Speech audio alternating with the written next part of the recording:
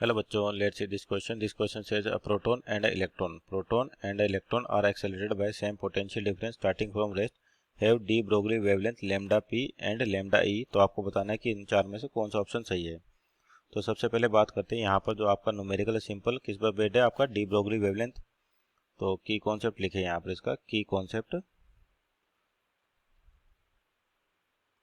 तो क्या होता है आपके पास की कॉन्सेप्ट डी ब्रोगली वेवलेंथ, जिसको अपन क्या कहते हैं, मैटर वेव भी कहते हैं, de Broglie wavelength.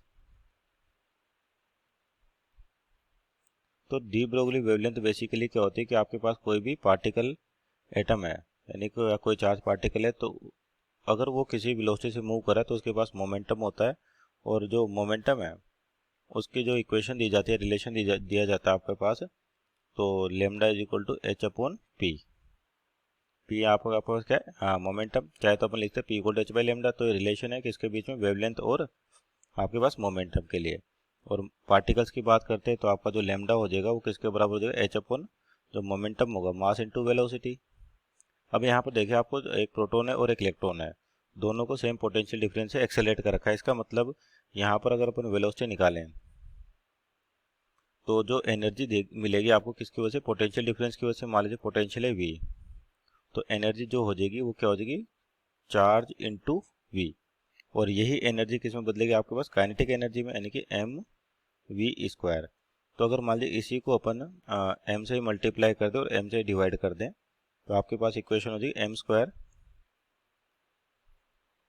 We square upon 2m। तो mass into velocity that is momentum, तो ये बन जाएगा पी स्क्वायर बाई 2m। तो यहाँ से जो मोमेंटम आ जाएगा p, वो आ जाएगा आपके पास 2m q into v. V आपका पोटेंशियल है। तो अब यहाँ पे देखिए, अपने को लेमडा कंपेयर करना दोनों के लिए, तो दोनों के लिए लेमडा की इक्वेशन लिखे हैं, यानी कि पहले तो किसके लिए लिखे, इलेक्ट्रॉन के लिए। और तो इलेक्ट्रॉन के लिए कितना हो जाएगा अपने पास, एच अपॉन पी। तो एच की वैल्यू तो है सही अपने पास, और पी कितना है, और यहाँ पे स्क्वायर तो अंडर रूट भी आएगा आपके पास, तो हो जाएगा under root 2m q v. और एनर्जी का रिलेशन अपन डायरेक्ट यूज़ कर सकते हैं आपके पास, ये इक्वेशन डिराइव करने के अलावा, कि अगर डायरेक्ट इक्वेशन याद है तो अपन इसको भी यूज़ कर सकते हैं। और लेमडा उसी तरह से मान लीजिए प्रोटॉन का निकाले अपन, तो ये हो जाएगा h upon under root 2m q v. तो ये प्रोटॉन के लिए तो मास ऑफ प्रोटॉन लिखा जाएगा, चार्ज ऑफ प्रोटॉन लिखा जाएगा। ये इलेक्ट्रॉन तो मास ऑफ इलेक्ट्रॉन लिखा जाएगा, और चार्ज ऑफ इलेक्ट्रॉन लिखा जाएगा। तो आपको बताना है कौन सी ज़्यादा होगी। तो मान लीजिए ये आपके पास 1 है और ये 2 है, तो इक्वेशन 1 डिवाइड बाई इक्वेशन 2 करें तो lambda electron upon lambda proton.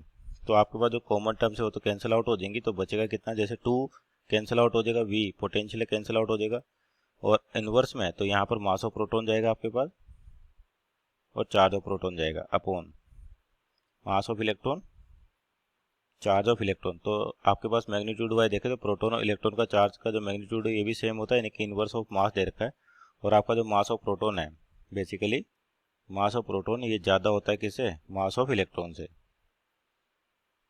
तो इसका मतलब क्या होगा कि आपके पास जो मास ऑफ प्रोटॉन ज़्यादा है, तो ये रेशो देखें तो लेमडा ई अपॉन लेमडा पी की बात करें तो ये रेशो 1 से ज़्यादा होगा, lambda P upon lambda E.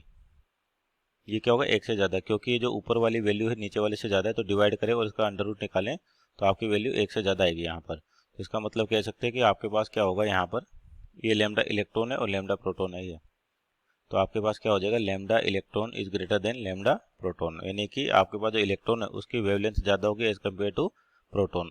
Means our answer देखें तो यहाँ पर option number C is our right answer. Hope you understood well, best of luck.